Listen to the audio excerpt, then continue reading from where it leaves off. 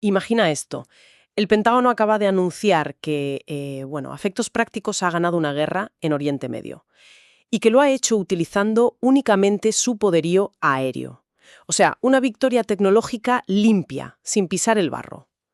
Sobre el papel suena impecable, desde luego. Claro, suena genial, pero luego miras las imágenes que nos llegan hoy mismo, lunes 23 de marzo de 2026, desde las bases navales en Japón, y ves a miles de marines estadounidenses embarcando a toda prisa con equipo de combate pesado y poniendo rumbo exactamente hacia esa misma zona que supuestamente ya está pacificada. Es una imagen que choca bastante con la narrativa oficial, sí. Totalmente. Y la pregunta es inevitable. A ver, si la guerra ya terminó desde el aire, ¿por qué se están preparando tan frenéticamente para una invasión terrestre? Hola y bienvenidos a esta nueva inmersión informativa. Hola. Encantado de estar aquí para analizar esto, porque es una contradicción monumental y refleja una de las crisis estratégicas más volátiles que hemos presenciado en, no sé, décadas. Sin duda. Estamos viendo un choque frontal entre la teoría militar de los despachos, digamos, y la terca realidad del terreno. Y para intentar entender qué está pasando realmente en el mapa mundial ahora mismo, tenemos sobre la mesa una pila de documentos que es fascinante por su diversidad. Muy, muy diversa, sí. Lo interesante de cruzar comunicados oficiales del Pentágono o reportes financieros de Bloomberg con, por ejemplo, boletines de geopolítica de la Universidad Nacional de La Plata o análisis de medios que son diametralmente opuestos y críticos como el World Socialist Website, es que, que a pesar de estar en polos ideológicos completamente distintos, todos nos están advirtiendo de las mismas fallas estructurales. Eso es lo más revelador. Cuando fuentes tan dispares coinciden en el diagnóstico táctico, sabes que hay algo sólido detrás. Exacto. Y quiero dejar muy claro a quienes nos escuchan que al diseccionar estos informes, incluyendo también reportes de la prensa turca a través de TRT, aquí no buscamos tomar partido ni darle la razón a una agenda política u otra. Claro, el objetivo es puramente analítico. Eso es. Solo queremos contrastar los datos, encontrar los hechos fríos que comparten y ofrecer una visión imparcial de la información original. Tenemos a Pete Hegseth, el secretario de Guerra de Estados Unidos, afirmando que han logrado un cambio de régimen en Irán sin necesidad de ocupación y al mismo tiempo, como decíamos, el mayor despliegue anfibio en años. Así que, vale, vamos a desgranar todo esto. Pues para entender cómo hemos llegado a esta paradoja táctica, hay que mirar primero lo que la propia cúpula militar estadounidense considera un éxito. Sus propios informes, claro. Exacto.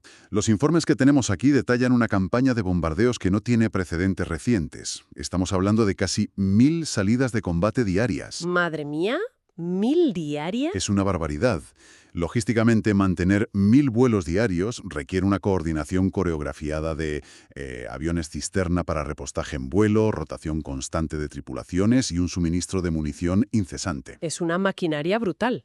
Y según el Pentágono, este volumen de fuego masivo ha colapsado por completo la cadena de mando iraní. Que es justo lo que el académico Juan Bataleme, en los boletines universitarios que hemos revisado, define como la apuesta por la decapitación sin ocupación. Ese es el término clave, sí. A ver, es una teoría que tiene que ser muy seductora para cualquier gobierno. O sea, la idea de que si eliminas a la cúpula dirigente desde el aire, todo el sistema institucional y militar del enemigo va a colapsar por su propio peso. Claro, asumes que se desmorona y ya está. Exacto, dando paso supuestamente a una transición liderada por la propia población local. Te ahorras el coste político y sobre todo el coste en vidas de enviar a tu propia infantería. El problema, y aquí es donde la narrativa empieza a resquebrajarse, es que los propios aliados de Washington ven graves fisuras en esta teoría. Sí, veía las declaraciones de Israel. Benjamín Netanyahu, el primer ministro israelí, fue muy tajante en una comparecencia reciente. Afirmó literalmente que, cito, no se puede hacer una revolución desde el aire. Ostras, es que es una crítica muy directa al Pentágono. Totalmente. Señaló que sin tropas sobre el terreno para asegurar las instalaciones críticas, especialmente las instalaciones nucleares, el trabajo está incompleto. Es lógico. De hecho, llegó a dudar en público sobre quién lidera realmente Irán ahora mismo. Se preguntaba si alguien ha visto físicamente al nuevo líder supremo, a Mujtaba Yamenei. Claro, porque, a ver, si me permites la analogía, es como intentar ganar una partida de ajedrez simplemente eliminando al rey del oponente con un francotirador desde la distancia. Buen ejemplo. O sea, sí, el rey ya no está. Has cumplido el objetivo técnico. Pero el resto de las piezas siguen en el tablero, están fuertemente armadas y desde luego no tienen ninguna intención de rendirse. Se dispersan, se vuelven erráticas y atacan por su cuenta. Esa analogía encaja perfectamente con el miedo que tienen ahora mismo los servicios de inteligencia sobre el terreno. Lo fascinante aquí es cómo esta situación expone lo que los analistas denominan la cultura estratégica de desgaste de Estados Unidos. ¿Y eso en qué consiste exactamente en términos prácticos? Pues esta cultura militar asume que si logras destruir suficientes infraestructuras y agotas los recursos materiales del enemigo mediante tu superioridad tecnológica, la sumisión política va a llegar de forma automática. O sea, les rompes tantas cosas que no les queda otra que rendirse. Esa es la idea. Pero la historia reciente en Oriente Medio demuestra sistemáticamente que la destrucción física masiva no genera un control político real. Ya, romper cosas desde el aire no equivale a gobernar el territorio que queda debajo. Exactamente. No es lo mismo destruir que controlar. Pero, a ver, si la infantería es tan fundamental para consolidar el control, como insiste Israel, y la victoria aérea claramente no basta, la siguiente pregunta cae por su propio peso. ¿Por qué no envían tropas? Exacto. ¿Por qué hay tantas dudas en Washington para desplegar tropas terrestres a gran escala? Y, digamos, acabar el trabajo? Bueno, la respuesta que dan los análisis militares que tenemos aquí no tiene tanto que ver con la política interna de Estados Unidos, que también, sino con la pura geología. El mapa. El mapa de Irán es, a todos los efectos, una fortaleza inexpugnable. Cuando los planificadores militares miran el mapa topográfico de Irán, lo que ven es una pesadilla logística. Claro, no es Irak. ¿Qué va? No estamos hablando de las planicies desérticas por donde las divisiones blindadas pueden avanzar cientos de kilómetros en un solo día sin oposición natural. Para empezar, Irán es 4 veces más grande que Irak. ¿4 veces? ¡Qué locura! Y tiene una población de 88 millones de personas. Y además, el terreno en sí mismo es el principal enemigo, ¿no? Los informes de la corporación RAND que leíamos detallan el impacto de cadenas montañosas enteras. Los Montes Sagros, por ejemplo. Sí, los Montes Sagros o la cordillera del Burs, que, ojo, tienen picos de más de 4.000 metros de altura. Es que se dice pronto 4.000 metros. Un pico de 4.000 metros no es solo una barrera física que cansa a los soldados. Mecánicamente, rompe las comunicaciones de radio tácticas porque bloquea las líneas de visión de las antenas. Claro, pierdes la cobertura. Y además, crea corrientes térmicas impredecibles que dificultan o directamente impiden el vuelo sostenido de los drones ligeros. O sea, te quita los ojos en el cielo. Y lo peor para un ejército terrestre, canaliza obligatoriamente a los convoyes invasores por pasos súper estrechos. En uno de esos desfiladenos, un misil antitanque barato y portátil te puede destruir un blindado que cuesta decenas de millones de euros. Y te bloquea toda la ruta de avance. Y ahí se acaba tu ofensiva. Esa es la clave de la asimetría del terreno. De hecho, la corporación RAND calcula que como mínimo absoluto se requerirían unos 500.000 soldados para intentar una invasión y ocupación total de Irán. ¿500.000? Medio millón de efectivos. Es una cifra que políticamente es inviable hoy en día para Estados Unidos. Tela. Y supongo que si la entrada por tierra a través de las montañas parece un suicidio, intentar un desembarco anfibio por el sur será igual de complejo. Peor casi. La costa iraní a lo largo del estrecho de Hormuz se extiende por unos 150 kilómetros. Y no es precisamente una playa virgen y vacía esperando a que llegues. Para nada. Los análisis del WSWS detallan que esa franja está defendida por 20.000 efectivos navales de la Guardia Revolucionaria. 20.000. Y están fuertemente atrincherados en una red masiva de túneles excavados directamente en la roca. Tienen baterías de misiles antibuque, ocultos, plataformas de lanzamiento de drones. Madre mía.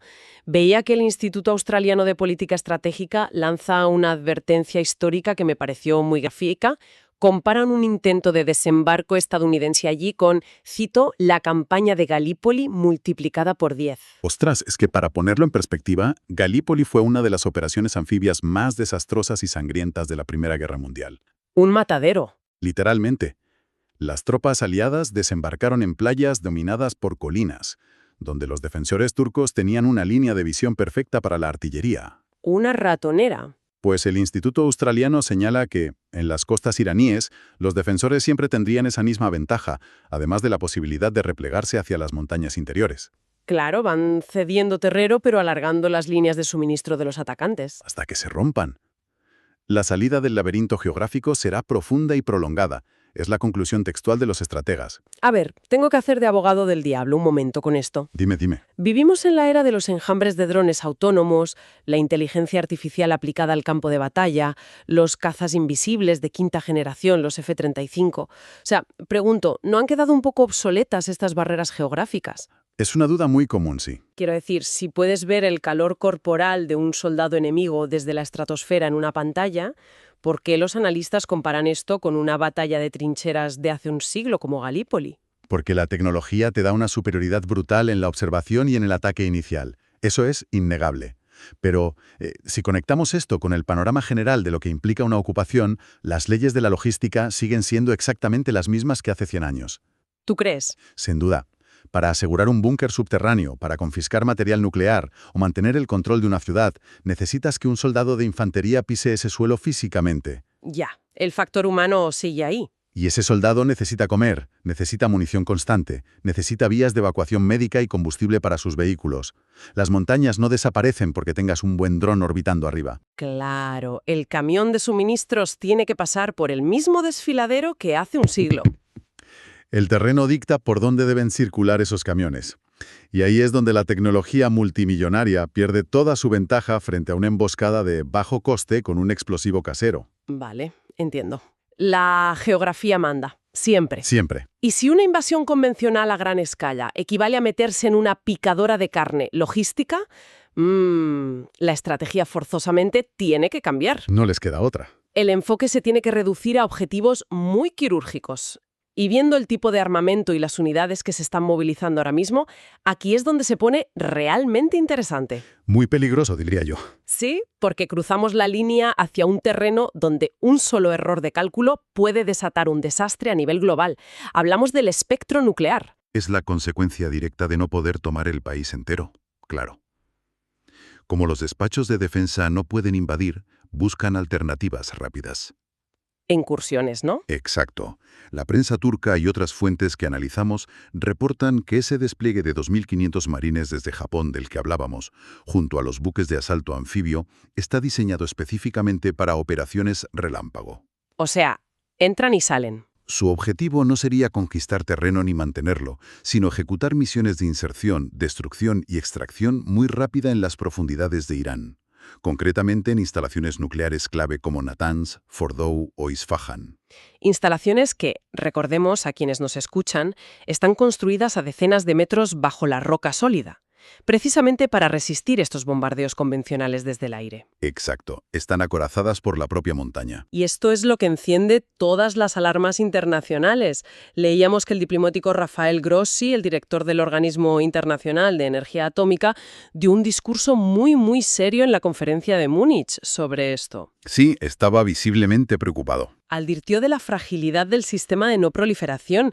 Explicó que si estas infraestructuras se convierten en zonas de combate táctico terrestre, ostras, el riesgo de un desastre radiológico es inmenso. Es que no hace falta que explote una bomba nuclear para tener un problema nuclear. Exacto. Grossi decía que basta con que un combate terrestre destruya los sistemas eléctricos que enfrían las piscinas de combustible gastado. Solo con eso puedes provocar una fuga radiactiva incontrolable en toda la región. Y esto plantea una cuestión importante sobre los límites del poder militar tradicional.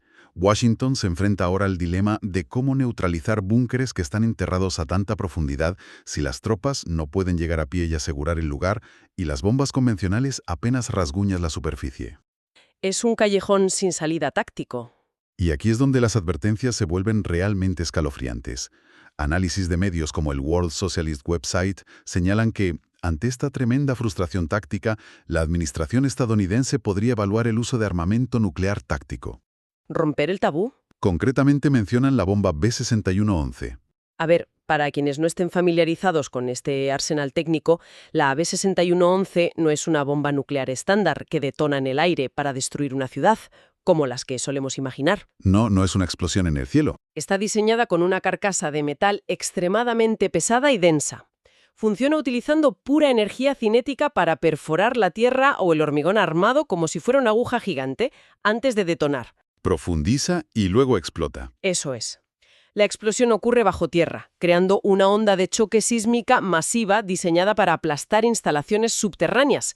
Pero claro, si se llegase a utilizar, se rompería el tabú nuclear que ha mantenido al mundo a salvo desde 1945, desde Hiroshima y Nagasaki. Cruzar ese umbral táctico reescribiría las reglas de la guerra global instantáneamente. ¿No habría vuelta atrás? Y refleja un cambio de doctrina militar muy preocupante. Quieren resultados definitivos sin compromisos prolongados sobre el terreno. Fíjate, leyendo los documentos de la Universidad Argentina, mencionan como precedente la Operación Lanza del Sur, que fue una reciente incursión rápida en Venezuela. Sí, lo citaban como el nuevo modelo. Inserciones quirúrgicas, destrucción del objetivo y salida inmediata. Y yo me pregunto si esta es la nueva normalidad que nos espera. O sea, renunciar a las guerras largas, asumir que no puedes ocupar y limitarte a golpear quirúrgicamente cualquier amenaza en cualquier lugar del globo. Es la tendencia actual, desde luego. Pero claro, intentar hacer eso en instalaciones nucleares en pleno corazón de Oriente Medio, no sé, parece jugar a la ruleta rusa con todo el ecosistema global. Es una apuesta de altísimo riesgo, de las más grandes que hemos visto. Y la onda expansiva de esta estrategia no se limita solo a la posible contaminación radiológica, que ya es un escenario dantesco. Hay más ramificaciones. Ya hay una hemorragia masiva ocurriendo ahora mismo mientras hablamos y está afectando directamente a la economía global de todos nosotros. Porque recordemos que todo este despliegue militar se está produciendo alrededor del estrecho de Hormuz. El mayor cuello de botella energético del planeta, un canal por donde navega habitualmente el 20% del petróleo que consume el mundo entero, casi nada. Y los informes indican que toda esta actividad militar ha convertido este estrecho, a efectos prácticos, en una zona intransitable para los petroleros comerciales. Las aseguradoras no cubren los barcos, lógicamente. Nadie quiere meter un petrolero ahí. Y aquí es donde la geopolítica aterriza de golpe en los mercados financieros. Hay un informe muy exhaustivo del Instituto de Finanzas Internacionales, el IIF, que modela las consecuencias de este bloqueo en tiempo real. Tienen varios escenarios, ¿no? Sí, y tienen su escenario 2, que resulta especialmente preocupante para la economía mundial. Este modelo asume que la interrupción en el estrecho se mantiene durante al menos 3 meses. ¡Ostras! 3 meses sin que pase un solo barco con petróleo. Exactamente. Eso retiraría de golpe del mercado global unos 3,5 millones de barriles diarios de forma neta. Es una salvajada. Es una cantidad que las reservas estratégicas de otros países simplemente no pueden cubrir de la noche a la mañana. Los economistas del IIF calculan que este shock de oferta dispararía el precio del barril de crudo hasta los $100-110 casi de inmediato. Madre mía, $110. Y reduciría el crecimiento económico global en un 0,6% del tirón. Entonces, ¿qué significa todo esto? Quiero decir, a veces estas cifras macroeconómicas del mercado de futuros suenan muy abstractas. Quedan muy lejanas, sí. Pero para la gente que nos oye, un petróleo a $110 actúa como un impuesto invisible y brutal sobre absolutamente todo. Sobre la vida diaria. Claro, significa que los fletes marítimos para traer cualquier producto de Asia se encarecen drásticamente. Hacer la compra semanal en el supermercado te cuesta más porque los camiones de reparto gastan el doble en diésel. Todo va en camión. Cuesta más calentar una casa, se encarecen muchísimo los billetes de avión para irte de vacaciones y esta inflación resultante golpea directamente la rentabilidad de cualquier fondo de pensiones o de ahorro que tenga alguien. Al final, la guerra se cobra en los surtidores y en los supermercados de todo el planeta. Y el impacto es tan rápido, que la onda expansiva ya ha llegado a la propia política interna de Estados Unidos, que al final son quienes están moviendo los hilos de esta operación. Tienen elecciones a la vista. Esa es la clave. Los informes que cruzamos recogen que el galón de gasolina allí ha alcanzado los $3,88. Que allí el precio de la gasolina es intocable. Totalmente. Para ponerlo en contexto, aunque allí midan en galones y no en litros, cruzar esa barrera psicológica genera en el votante medio el mismo pánico social que para nosotros ver los precios en los surtidores subiendo, no sé, 10 o 15 céntimos por litro cada pocos días. Y con unas elecciones a la vuelta de la esquina, imagino que la presión sobre la administración Trump debe ser inmensa. Es enorme. Tanto, fíjate, que se reporta que ha ordenado una suspensión temporal de 5 días en los ataques aéreos a infraestructuras energéticas de la región, todo para intentar calmar a los mercados. Dejar de bombardear 5 días para que baje la gasolina es muy fuerte. Y de hecho, hay un dato en los documentos del Tesoro estadounidense que a mí me parece que roza el absurdo total. Lo de liberar reservas. Sí, para intentar contener esta subida de precios en su propio país, Washington está evaluando liberar 140 millones de barriles de petróleo iraní, que ellos mismos tenían sancionado y bloqueado en buques. Es una paradoja tremenda. Piénsalo un segundo. Para salvar su propia economía del caos que ha generado su propia campaña militar, Estados Unidos tendría que inundar el mercado con el producto estrella de su enemigo, Exacto. permitiendo esencialmente que el régimen que están intentando destruir y al que están bombardeando ahora mismo, reciba una inyección de capital masiva. Es la definición de manual de un callejón sin salida. Muestra hasta qué punto el sistema global es interdependiente hoy en día y cómo utilizar la macroeconomía como arma de guerra tiene un retroceso violento contra ti mismo. Pero hay un nivel más profundo en este análisis que no podemos pasar por alto. Cuéntame. Algunos analistas, como el académico Ata Hatun, que está muy citado por los medios turcos, sugieren que este caos energético podría no ser un efecto secundario accidental o un error de cálculo. ¡Ay, no! No, plantean que podría ser una estrategia deliberada apuntando a un tercer actor que ni siquiera está en Oriente Medio. Espera, a ver si lo entiendo. Si sumas el bloqueo militar de Irán en el Golfo Pérsico a las sanciones previas que paralizaron gran parte de la producción de Venezuela, básicamente estás secando las dos fuentes alternativas de crudo más grandes del mundo que operan fuera de la esfera de influencia occidental directa. Correcto. Y el único país que depende desesperadamente de ambas fuentes, de Irán y de Venezuela, para mantener su industria en marcha, no es Estados Unidos ni es Europa, es China. Exactamente. China produce poquísimo petróleo en comparación con lo que consume. ¿Me estás diciendo que estamos viendo en realidad un estrangulamiento económico encubierto contra Pekín? Esa es precisamente la tesis de Hatun. China es el mayor rival sistémico de Washington ahora mismo. Y su talón de Aquiles siempre ha sido su extrema dependencia de las importaciones marítimas de energía. ¿Tienen que traer el petróleo en barco, sí o sí? Sí o sí. Si toleras o incluso provocas indirectamente una disrupción sostenida en el Golfo Pérsico, el golpe económico que sufre Estados Unidos por la inflación interna se ve compensado a nivel estratégico por el daño devastador que le infliges a la maquinaria industrial y exportadora china. ¡Wow! Es una visión geopolítica implacable. Asfixiar el suministro energético del mayor competidor mundial, aprovechando el conflicto en Oriente Medio como un catalizador, como una excusa casi. Cortar el combustible del imperio rival, bloqueando la principal gasolinera del mundo. ¡Ostras! Menudo tablero de ajedrez a escala planetaria. Es un juego de suma cero muy peligroso. Pues, recapitulando un poco la inmensidad de este rompecabezas que hemos montado. Partimos de un Pentágono que declara una victoria relámpago y un cambio de régimen desde las alturas, limpio y sin bajas. Pero esa narrativa choca brutalmente contra la muralla geológica de los Montes Zagros y la costa iraní. Una geografía que hace totalmente inviable el control físico del país sin 500.000 de soldados. Exacto. Lo que a su vez obliga a plantear incursiones subterráneas, que son tan complejas que empujan a los estrategas a considerar el uso de armamento nuclear táctico para poder romper el hormigón, poniendo en jaque todo el sistema internacional de no proliferación que lleva décadas funcionando.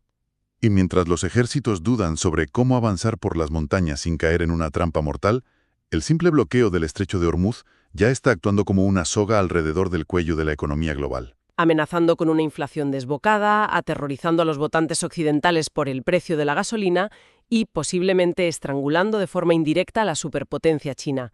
Es un nudo gordiano perfecto. Perfecto y letal. Ningún bando puede permitirse el lujo de parecer débil, pero ninguno tiene tampoco la capacidad técnica ni política para asestar un golpe definitivo sin desencadenar un apocalipsis económico o radiológico. Están atrapados. Entonces, con todos los caminos militares bloqueados o siendo excesivamente peligrosos, ¿cómo diablos se desescala esto? ¿Hay alguna salida? Pues, de manera muy interesante, los informes apuntan a que la posible vía de escape no viene ni de Washington ni de Teherán. Los reportes de la prensa turca que analizábamos insinúan que ahora mismo se está tejiendo una red de diplomacia periférica. En secreto. Sí. Apuntan a que la única salida real para evitar el colapso de los mercados y un desastre mayor es una mediación secreta, al más alto nivel, liderada por Turquía y su presidente Erdogan. Un país de la OTAN, pero con lazos en la región. Exacto. Un actor externo y regional que pueda ofrecer una rampa de salida pragmática para todos. Un acuerdo no escrito donde ambas partes puedan vender una narrativa de éxito a sus propias audiencias locales, sin tener que llegar a la aniquilación mutua. Salvar la cara, básicamente. Salvar las apariencias para evitar el abismo. Y fíjate, ahí reside la profunda ironía de toda esta situación para mí. A ver, Empezábamos este análisis hablando de la ilusión moderna de que la guerra es un proceso digital, aséptico y controlable desde un ordenador a 10.000 kilómetros de distancia. Presumimos de inteligencias artificiales, de algoritmos de precisión, de drones y de cazas indetectables. la guerra del futuro, dicen. Claro, pero al final del día, la realidad nos abofetea.